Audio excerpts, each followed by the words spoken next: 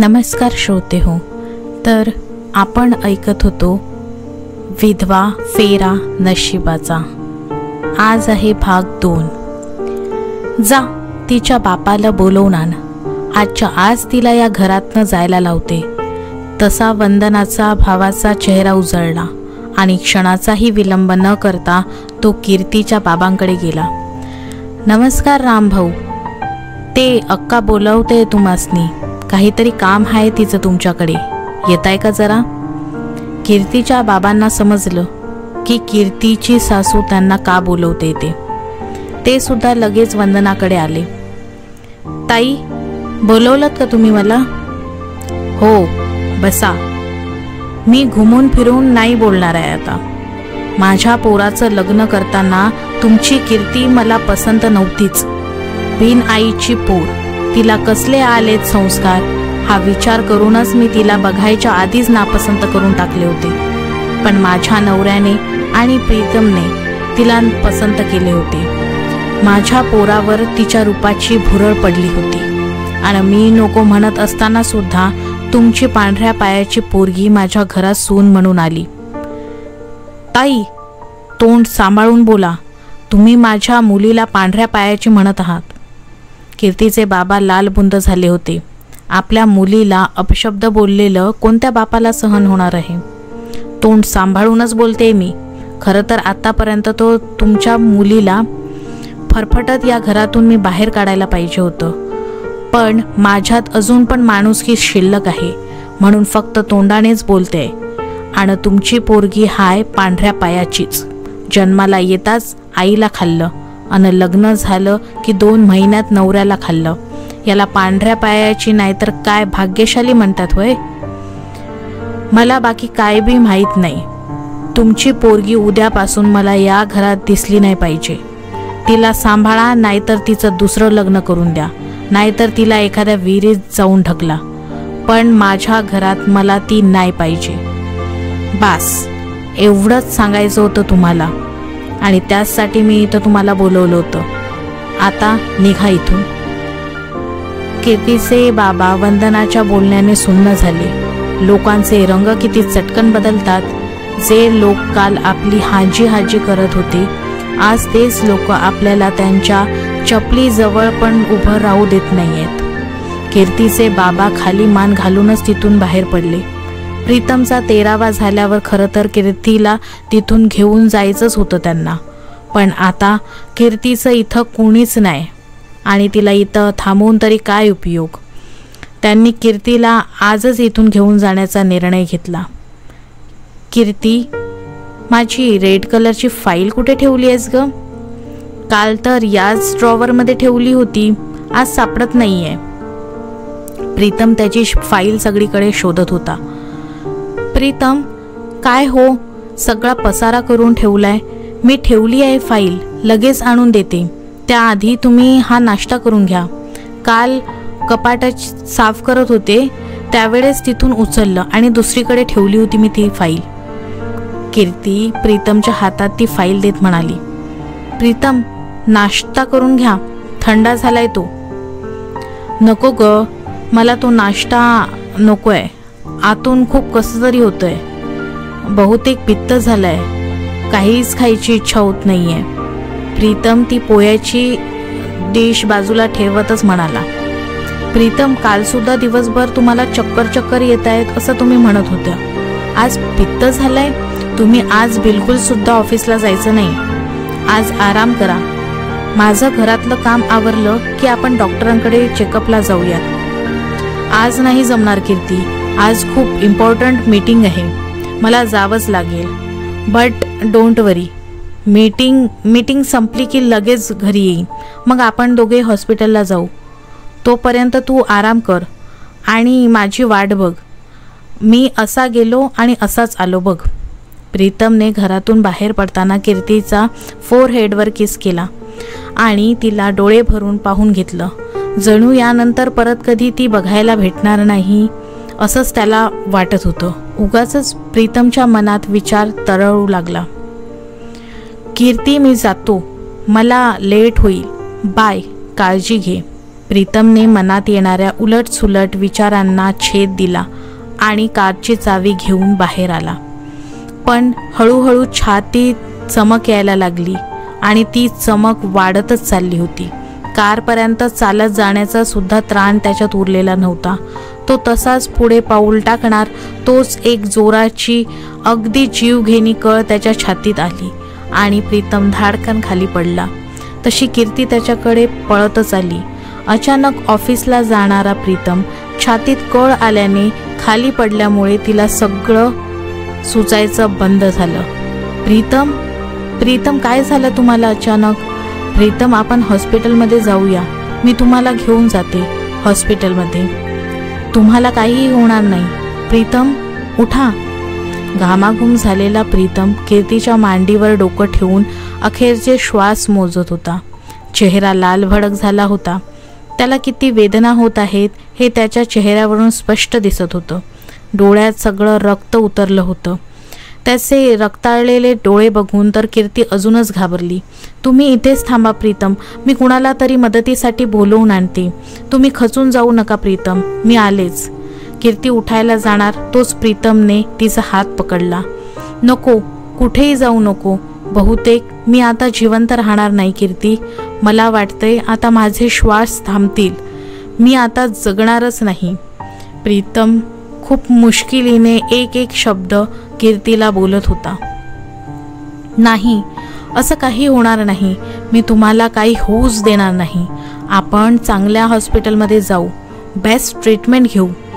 तुम्ही उगीच अभद्र बोलू नका प्रीतम. मी तुम्हाला कुठेही जाऊ देणार नाही. कीर्ती रडत रडत आपल्या साडीच्या पदराने प्रीतमच्या चेहऱ्यावर जमा झालेला घाम पुसत होती. कुणाला तरी बोलवलं पाहिजे प्रीतम. तुम्हाला लवकरात लवकर हॉस्पिटलमध्ये न्यायला हवं. कीर्ती डोळे पुसत इकडे तिकडे बघत म्हणाली. कुणाला बोलवायची गरज नाहीये कीर्ती. मला फक्त एक वचन दे.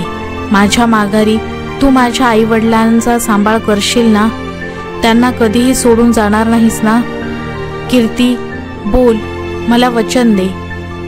नाही प्रीतम, मी तुम्हाला काहीच होऊ देणार नाही. कीर्ती, वचन दे. या जगात सगळ्यात जास्त विश्वास मी तुझ्यावर करतो. कीर्ती, मला वचन दे. हो प्रीतम, मी आईबाबांचा सांभाळ करेन. त्यांना कधीही अंतर देणार नाही. मी वचन देते तुम्हाला. कीर्तीने प्रीतमच्या हातात हात दिला आणि प्रीतमने कीर्तीच्या मांडीवरच प्राण सोडले. कदाचित तो कीर्तीकडून वचन घेण्यासाठीच इतका वेळ थांबला होता. प्रीतम, मी एकटी काही करू शकणार नाही. मला तुमची साथ हवी आहे प्रीतम. तुम्ही द्याल ना मला साथ आयुष्यभर? प्रीतम, बोला ना. प्रीतम, बोला ना काहीतरी. कीर्ती प्रीतमला गदागदा हलवत होती, पण प्रीतम मात्र त्याचे डोळे सताड उघडे ठेवून कीर्तीकडे बघत कधी वैकुंठाला निघून गेला त्याचं त्यालाच समजलं नाही. प्रीतम, प्रीतम, असं करू नका. प्रीतम, मी काय म्हणते? प्रीतम, समजतंय ना तुम्हाला? प्रीतम, उठा प्रीतम. प्रीतम. कीर्तीने एकच टाहोका फोडला आणि तिचा आवाज सगळ्या आसमंतात गुंजला. कीर्ती, उठ बाळा. काय झालं? स्वप्न पाहिलंस की काय? किती जोरात ओरडलीस. बाबा, प्रीतम गेले. प्रीतम गेले मला सोडून बाबा. कीर्ती त्यांच्या वडिलांच्या गळ्यात पडून रडायला लागली. कीर्ती जितका वेळ झोपत होती तितकाच वेळ तिच्या डोळ्यातून पाणी थांबत होतं. नाहीतर ती सतत प्रीतमच्या आठवणीत रडत होती. 2च महिने झाले होते तो तिच्या आयुष्यात येऊन, पण त्या 2 महिन्यात प्रीतमने तिला इतकं प्रेम दिलं होतं की तिचं अख्खं जग व्यापून टाकलं होतं त्याने. आणि आता तो निघून गेला होता तिला सोडून. तिला त्याच्याशिवाय दुसरं काहीच सुचत नव्हतं. कीर्ती, इकडे बघ बाळा. माझ्याकडे बघ. मी काय म्हणतोय ते लक्ष देऊन ऐक. कीर्ती, आपल्याला आजच इथून निघायचं आहे. अगदी कायमचं. पुन्हा कधीही इथे माघारी परत यायचंच नाही आहे राजा. प्रीतम गेला आणि त्याच्यासोबत तुझी या घरासोबत असलेली नाळ सुद्धा तुटली. आता बाकी काही उरलं नाहीये मागे. चल आवरायला घे लवकर, आपल्याला इथून निघायचं आहे. कीर्तीचे बाबा असं बोलल्याबरोबर कीर्ती रडताना जागेवर स्तब्ध झाली, कारण तिचे वडील तिला असं काही बोलतील हे तिला एक्सपेक्ट नव्हते. बाबा, तुम्ही हे काय बोलताय? मी म्हटलं ना मी कुठेही येणार नाहीये म्हणून. हे माझ्या नवऱ्याचं घर आहे. बाबा, मी कुणा दुसऱ्याच्या घरात राहत नाहीये. तुम्ही मला इथून लगेच घेऊन जायला. आणि मी तुम्हाला मघाशीच सांगितलं ना, मी प्रीतमला शब्द दिलाय, त्यांच्या माघारी मी त्यांच्या आईवडिलांचा सांभाळ करेन आणि मी त्यांना दिलेलं वचन काहीही झालं तरी पूर्ण करणारच. वचन वचन वचन. अगं बाई, ज्यांची तू काळजी घ्यायचं एवढं वचन दिलं आहेस ना, तुझ्या नवऱ्याला त्यांना तुझ्या काळजीची गरज नाहीये. तू या घरातून कधी जातेस याचीच सगळेजण वाट पाहतात. ज्यांचा तुला इतका पुळका आलाय ना, त्यांनी स्वतः मला तुला इथून लवकरात लवकर तुला इथून घेऊन जायला सांगितलंय. त्यांच्या मते तू अपशकुनी आहेस. स्वतःच्या आईला आणि आता स्वतःच्या नवऱ्याला गिळणारी पांढऱ्या पायाची अवदसा आहेस तू त्यांच्या मते. नको हट्ट करूस बाळा, चल. कीर्तीचे बाबा तिला जीव तोडून समजावत होते. खरं तर त्यांना तिला हे सगळं सांगायचंच नव्हतं, पण कीर्तीने त्यांच्यावर हे सगळे बोलायची वेळ आणली होती. नाही बाबा, हे घर माझं आहे, माझ्या नवऱ्याचं, आणि मला या घरातून कोणीही बाहेर काढू शकणार नाही, कधीच नाही. ज्यांना कुणाला वाटतं ना मी इथून निघून जावी, त्यांनी माझ्या समोर येऊन मला सांगावं. मग मी बघेन कुणाला काय उत्तर द्यायचं ते. तुम्ही, दादा आणि वहिनी जा घरी. मी इथं कसं राहायचे ते मी बघून घेईन. रडता रडता कीर्ती अचानक कठोर होऊन म्हणाली, काय होतंय? ही अचानक कार कशी बंद पडली आहे? माहीत नाही सर, पण गाडीला काहीतरी प्रॉब्लेम झालाय आणि मेकॅनिकलला बोलवल्याशिवाय तो सॉल्व्ह होणार नाही. ड्रायव्हर कार थांबवून खाली उतरत कारमध्ये काय बिघाड झालाय हे बघत म्हणाला. शिट, काय मूर्खपणा आहे हा. एकतर हे ऊन इतकं रखरखतंय आणि ही कार आत्ताच बंद पडायची होती. राम आकाशातील तळपत्या सूर्याकडे डोळ्यावर हात ठेवून बघतच म्हणाला. वैतागला होता तो पूर्णपणे त्या खेड्यात येऊन. एकतर खेड्यात राहायची सवय नव्हती आणि आता नाईलाजाने त्याला इथं त्याचं बसस्थान काही दिवसांसाठी तरी बसवावंच लागणार होतं तिथे. मला दुसरं कोणतं वाहन मिळतंय का ते पाहतो आणि ही कार रिपेअर करून माझ्या घरी घेऊन या लगेच. राम ड्रायव्हरला इन्स्ट्रक्शन देऊन बाजूला आला आणि त्याने एक कॉल केला. हां बोल राम, पोहोचलास मी दिलेल्या ॲड्रेसवर? कॉल रिसीव करताच पलीकडून आवाज आला. सर, कुठे आणून ठेवलंय तुम्ही मला? एकतर या खेड्यात राहायची सवय नाही, त्यात माझी कार मध्येच बंद पडली आणि मला तुम्ही दिलेल्या ॲड्रेसपर्यंत पोहोचण्यासाठी दुसरी गाडीसुद्धा मिळत नाही. राम थोडा वैतागतच म्हणाला. हे बघ राम, वैतागून काही होणार नाही, कारण आता तुला पुढे 6 महिने त्याच खेड्यात राहावं लागणार आहे. तू जे काम केलंयस ना, त्यानंतर वरून माझ्यावर खूप बर्डन आलंय तुला सस्पेंड करण्यासाठी, कारण तू ज्या गुंडांना जेरबंद केली आहेस ना, ते सगळे राजकीय नेत्यांसोबत मिळालेले आहेत. राजकीय नेत्यांना पाहिजे तेवढा पैसा देऊन ते लोक या नेते मंडळींना कायम आपल्या खिशात ठेवतात. तुला तर माहीतच आहे. त्यामुळे तुझं सस्पेन्शन लेटर काढायला अगदी होम मिनिस्टरपासून ऑर्डर होते. पण तरीही आपण आपल्या वर्दीसोबत प्रामाणिक आहोत म्हणून मी तुला त्या गावाला पाठवलंय. तू तिथे राहून तुझं मिशन पूर्ण करू शकतोस. तुला तिथे कोणत्याही प्रकारचा त्रास होणार नाही, कारण त्या गावात कुणालाही माहीत नाही आहे की तू पोलीस ऑफिसर आहेस. ते तेथील लोक खरंच खूप चांगले आहेत. तुला ते पूर्ण कोऑपरेटसुद्धा करतील. शेवटी ते माझं गाव आहे आणि ते तुझ्यासाठी संपूर्ण सुरक्षित आहे. विश्वास ठेव माझ्यावर. सध्या मला तुमच्यावर विश्वास ठेवण्या वाचून पर्यायच नाही आहे सर. चला ठेवतो फोन, मला न्यायला दुसरी गाडी आली आहे. Bye bye ACP Ram Majumdar. काळजी घ्या. Yes sir. रामने कॉल कट केला आणि मोबाईल खिशात टाकून तो कारमध्ये बसला. उन्हाने गरम तर फार होत होतं, पण आता लवकर दुसरं वाहन मिळाल्यामुळे तो तेवढ्या तरी समाधानी होता. शेवटी तो तासभराने गावात पोहोचला. पण गावाच्या मेन चौकात एका ठिकाणी कोणीतरी जोरजोरात भांडण केल्याचा आवाज त्याच्यावर कानावर आला. 1 मिनिट ड्रायव्हर, हा गोंधळ कसला चालू आहे? भांडण वगैरे चाललंय का इथे? राम खिडकीतून बाहेर बघत म्हणाला. भांडण म्हणाल तर वावगं ठरणार नाही साहेब. या घरातील एकुलत्या एका तरुण मुलाचा परवाच्या दिवशी अकाली मृत्यू झाला. पण त्याचा दोष सगळे त्याच्या बायकोच्या माथी मारून मोकळे झाले. अवदसा, पांढऱ्या पायाची, काय काय आणि किती किती दूषण दिली आहे तिला लोकांनी. तरी पण तिला तिचं सासर सोडून कुठेही जायचं नाहीये, म्हणून ती तिच्या हक्कासाठी भांडते. पण त्या मुलाच्या घरचे स्वतःच्या विधवा सुनेला घराबाहेर फेकून द्यायला निघाले. वाईट वाटतं साहेब, पण आपण तरी काय करणार? What nonsense. हा काय मूर्खपणा आहे? नवरा गेला तरी ती त्याची लीगल वाईफ आहे आणि तिलाच कसं हे लोक घराबाहेर काढू शकतात? तू कार इथे स्टॉप कर, मी पाहतोय काय करायचं ते. जाऊ द्या ना साहेब, तुम्ही कुठं आल्या आल्या या सगळ्या भानगडीत पडताय. आजच तुमचा या गावातला पहिला दिवस आहे. आल्या आल्या कुठे लगेच भांडण करायचं? ड्रायव्हर रामला समजावण्याच्या सुरात म्हणाला. मला अक्कल शिकवू नकोस. मला काय करायचं आहे आणि काय नाही हे मी खूप चांगल्या प्रकारे समजतो. सो कार इथे स्टॉप कर. कुणावरही झालेला अन्याय राम सहन करू शकत नव्हता.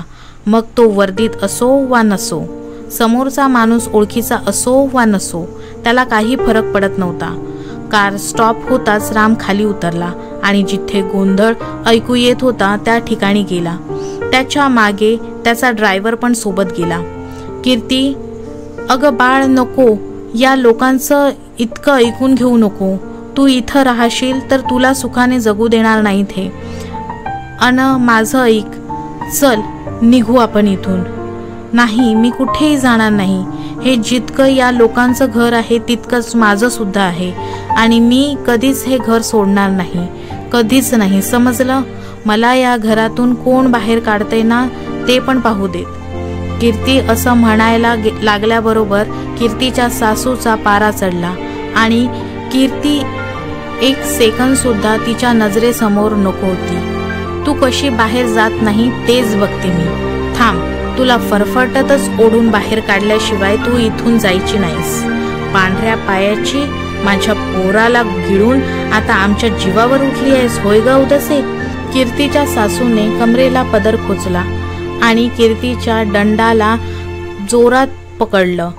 त्यांची तिच्या दंडावरील पकड इतकी जोरात होती की कीर्ती विवळायला लागली आणि वंदनाने पुढचा मागचा विचार न करता कीर्तीला वरच्या कट्ट्यावरून खाली ढकलून दिलं. हे इतक्या फास्ट झालं की कुणाला काही समजायच्या आत कीर्ती कट्ट्यावरून खाली ढकलली गेली. कीर्ती जोरात खालच्या साईडला आपटणार तोच तिला कुणीतरी पकडलं. कीर्ती आता पडणारच या कल्पनेने कीर्तीच्या बाबांचा जीव घशात येता येता राहिला, कारण कीर्ती खाली न पडता कुणाच्या तरी मजबूत हातांवर पडली होती. Are you okay? राम कीर्तीला सरळ उभं करत म्हणाला आणि पहिल्यांदा त्याने कीर्तीला पाहिलं. फिक्कट पांढऱ्या रंगाची साडी तिने नेसलेली होती. मुळातच गोरी असल्यामुळे रडून रडून तोंड लालबुंद झालं होतं तिचं. केस सगळे विस्कटलेले, अंगावर एकही आभूषण नव्हता, पण तरीही रामला तिच्याकडे बघण्याचा मोह आवरता येत नव्हता, कारण या अशा वेशात सुद्धा रामला ती सुंदर आणि जबरदस्त भासत होती. पण राम लगेच भानावर आला, पण तरीही तिच्या हरणीसारख्या डोळ्यांतून जे अश्रू वाहत होते ते बघून रामच्या हृदयात कळ उठत होती. मनात कालवा कालव व्हायला लागली. तुम्हाला कुठं लागलं तर नाही ना? रामने कीर्तीला नीट उभं करत विचारलं, पण कीर्ती मात्र बावरलेल्या नजरेने त्याच्याकडे बघत होती आणि लगेच त्याच्यापासून बाजूला झाली. काय चाललं इथे? तुम्ही यांना अशा प्रकारे त्रास नाही देऊ शकत, राम वंदनाकडे बघत चवताळून म्हणाला. रामचा रागीट आवाज कीर्तीच्या अख्ख्या घरात घुमला आणि काही वेळासाठी का होईना घरातले सगळे शांत झाले. पण वंदनाचा भाऊ लगेच पुढे आला. कोण आहेस रे तू? आम्हाला हे सगळं सांगणारा? तुझा आणि आमचा संबंधच काय? आम्ही काय करायचं ते आमचं आम्ही बघून घेऊ. तू आत्ताच्या आत्ता इथून निघायचं बघ. अच्छा, तर तू आहेस कळीचा नारद मुनी. मी तर इथून जाणारच, पण तुमच्या इथं राहायला नाही आलोय मी. पण त्याआधी एक गोष्ट सांगतो. या कोण आहेत मला माहीत नाही, पण या घरात जर त्यांच्या केसाला सुद्धा धक्का लागणार असेल तर अख्खी पोलीस फौज उभी करेन इथं तुमच्या घरासमोर आणि पहिलं तुलाच अरेस्ट करेन. लक्षात ठेव, या घरात मला पुन्हा भांडणाचा आवाज ऐकायला आला नाही पाहिजे. राम वंदनाच्या भावाकडे बघतच म्हणाला. ए, तू कोण आहेस रे? आमच्या घरासमोर पोलिसाची फौज उभी करून मला जेलमध्ये टाकणारा? वंदनाचा भाऊ पोलिसांचं नाव काढताच घाबरला, पण पुन्हा उसन अवसान आणून त्याला जाब विचारायला आला. इकडे ये रे तू. कोण? मी? हो तूच, लवकर इकडे ये. रामने वंदनाच्या भावाला जवळ बोलवलं. वंदनाचा भाऊ सुद्धा इकडे तिकडे बघत घाबरतच त्याच्या जवळ गेला. रामने त्याच्या मोबाईलमध्ये काहीतरी केलं आणि मोबाईल वंदनाच्या भावासमोर पकडला. तसाच वंदनाचा भाऊ चाचपला. राम समोर हातपाय जोडू लागला. पुन्हा असं नाही होणार, नाही करणार, तुम्ही काही करू नका म्हणून विनंती करू लागला. तसे बघणारे सगळे चाट पडले. याने असं काय दाखवलं वंदनाच्या भावाला की मगापासून गुरमीत बोलणारा आता डायरेक्ट त्याच्या हातापाया पडायला लागला. मी फक्त एकदा वॉर्न करतो आणि त्यानंतर डायरेक्ट ॲक्शन घेतो. आता मी काय करायचं ते तुम्ही ठरवा, पण जर मी ॲक्शन घेतली तर तुमची कोणाचीच खैर नाही, एवढं ध्यानात ठेवायचं. रामने त्याच्या खिशाला अडकवलेला गॉगल आपल्या डोळ्यांवर चढवला आणि एक नजर कीर्तीवर टाकून तिच्या घरातनं बाहेर आला. साहेब, तुम्ही असं काय बोललात त्या प्रीतमच्या मामाला की त्याने डायरेक्ट त्याची बोलतीच बंद केली तुम्ही? ड्रायव्हरला सुद्धा आता घाई लागली होती ऐकायची. काही नाही, माझा भाऊ आहे पोलीसमध्ये, ACP या पदावर. तो जेलमधील लोकांना 3rd डिग्री कशी देतो याचा व्हिडिओ दाखवला होता त्या मामाला, तेव्हा कुठे त्याची बोलती बंद झाली. राम गालातल्या गालात हसत म्हणाला. काय बोलताय साहेब, तुमचा भाऊ खरंच ACP आहे? रामने होकारार्थी उत्तर दिलं आणि ड्रायव्हर सुद्धा आता गप्पच बसला. रामने कारच्या विंडोमधून बाहेर बघत होकार दिला. तसा मगापासून चपर चपर करणारा तो ड्रायव्हर चिडीचूप झाला. काय र, काय तू मधीच पेपर आलं की काय तुला? तूच मला म्हणाला होतास ना की त्या अवधसेला घरातून बाहेर काढ म्हणून, आणि आता तूच असा बोलतोयस म्हणल्यावर मी काय समजायचं?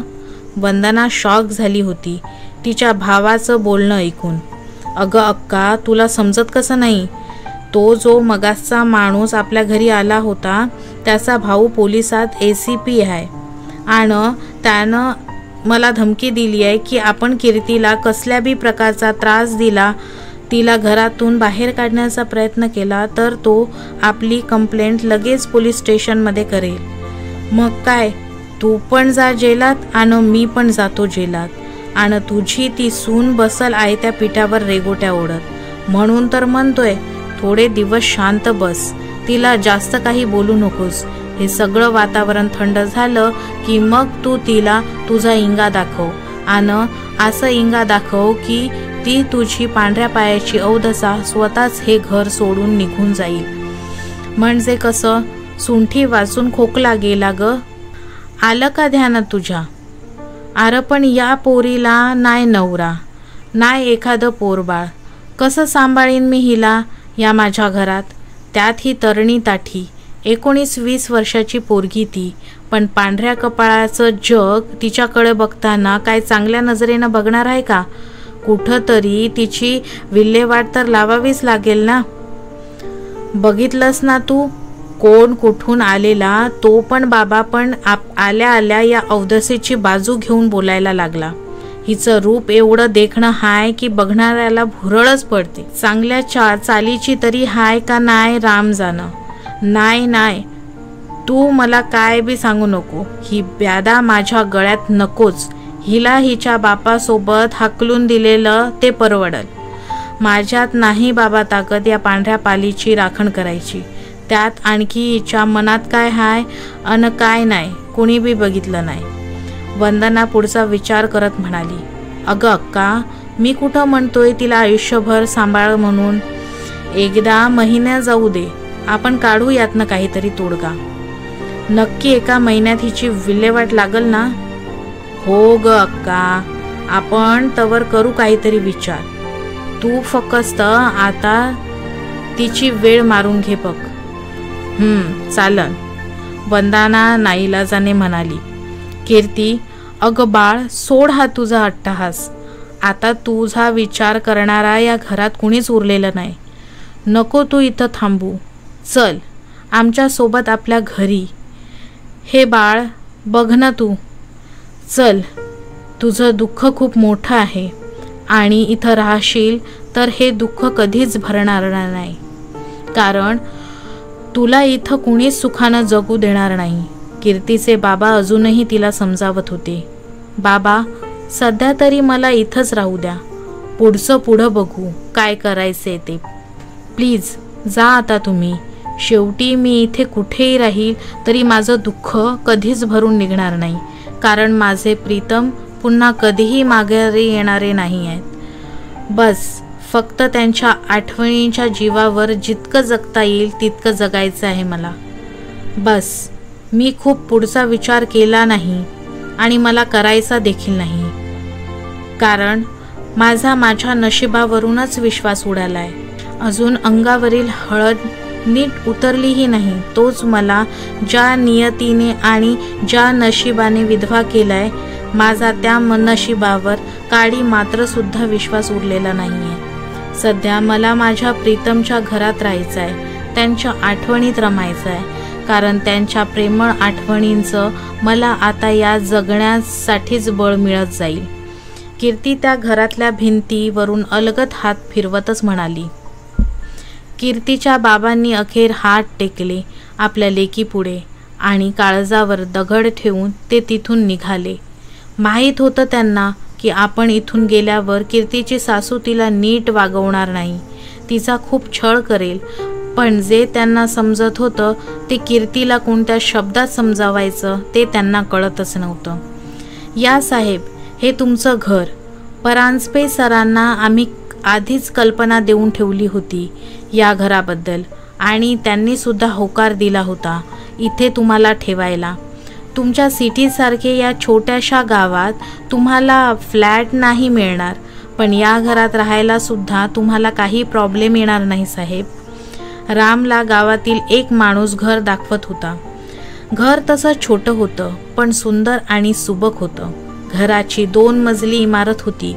खाली किचन आणि मोठा हॉल व वरच्या मजल्यावर एक बेडरूम आणि उरलेल्या भागात टेरेस होतं. वरती जायला बाहेरून जिना होता. टॉयलेट बाथरूम किचनला आतमध्येच अटॅच होतं. रामला घर खूप आवडलं आणि मुळात त्याला एकट्याला राहायला हे घर सुद्धा खूप मोठं आणि प्रशस्त वाटत होतं.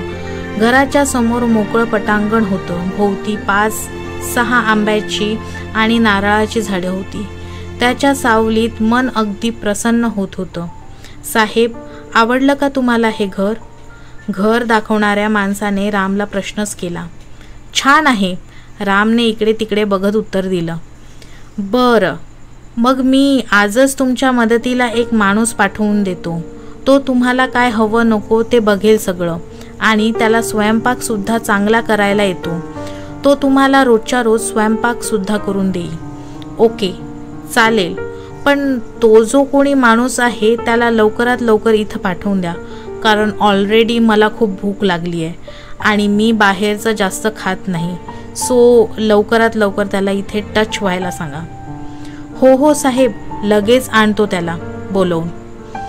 तो माणूस जाताच राम पुन्हा एकदा घर बघण्यात गुंग झाला. पोलीस खात्यात असल्याने प्रत्येक गोष्ट पडताळून बघायची सवयच लागली होती त्याला जणू. काल प्रीतमचा राग सावडायचा विधी पूर्ण झाला आणि कीर्तीच्या माहेरच्या बरोबरचे घरातले बरेचसे पाहुणे आपापल्या घरी गेले. प्रीतमच्या जाण्याचं दुःख तर म्हणायला गेलं तर प्रत्येकालाच होतं, पण कुणाच्या जाण्याने येण्याने रहाट गाडगं तर थांबत नाही. ते तर चालवावंच लागतं, मन असो वा नसो. सगळे गेल्यावर घर अगदी रिकामं झालं होतं. कीर्ती तर अजून रूममधून बाहेर निघालीच नव्हती. तिच्या रूममध्येच ती प्रीतमचा फोटो हातात घेऊन एकटक त्याच्याकडे बघत बसली होती. BScच्या सेकंड इयरला असताना कीर्तीला पहिलं स्थळ प्रीतमचं आलं.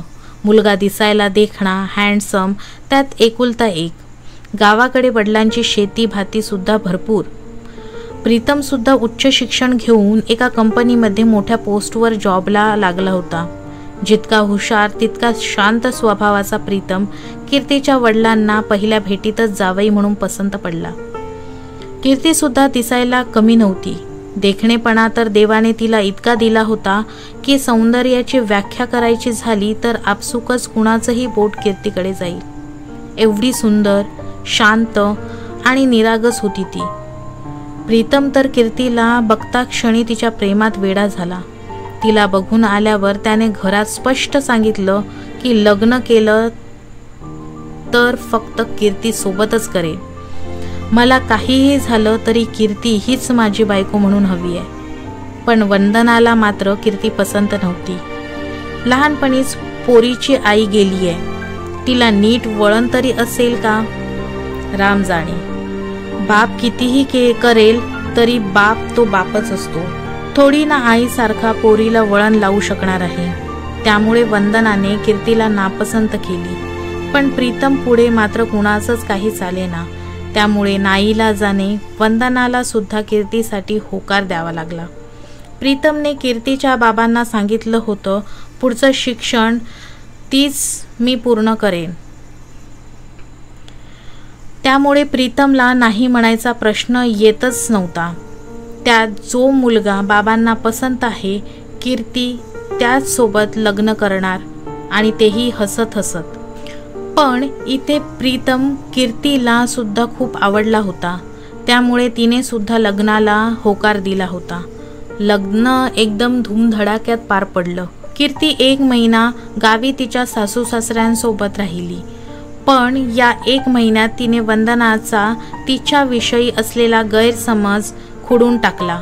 कारण घरातल्या कामाला, वागायला, बोलायला एकदम परफेक्ट होती. त्यामुळे आता वंदना सुद्धा कीर्तीवर खूप खुश होती. गावी 1 महिना राहिल्यावर प्रीतमने तिला आपल्यासोबत शहरात नेली. कारण तिथेच तिला पुढील शिक्षण द्यायचं होतं. आणि एवढं सगळं चांगलं चालू असताना काळाने घाला घातला आणि प्रीतम या जगातून कायमचा निघून गेला. पण मरण यातना भोगायची वेळ मात्र आता कीर्तीवर आली होती. प्रीतमचा फोटो हातात घेऊन कीर्ती केव्हाचा विचार करत बसली होती. बाहेर कधी मिठ्ठ काळोख झाला तिचं तिलाच कळलं नाही. जो काळोख तिच्या आयुष्यात होता आता तोच काळोख बाहेर वातावरणात सुद्धा पसरला होता. कीर्ती अचानक दचकून तंद्रीतून बाहेर आली. कारण मगापासून कोणीही तिला बोलवायला आलं नव्हतं.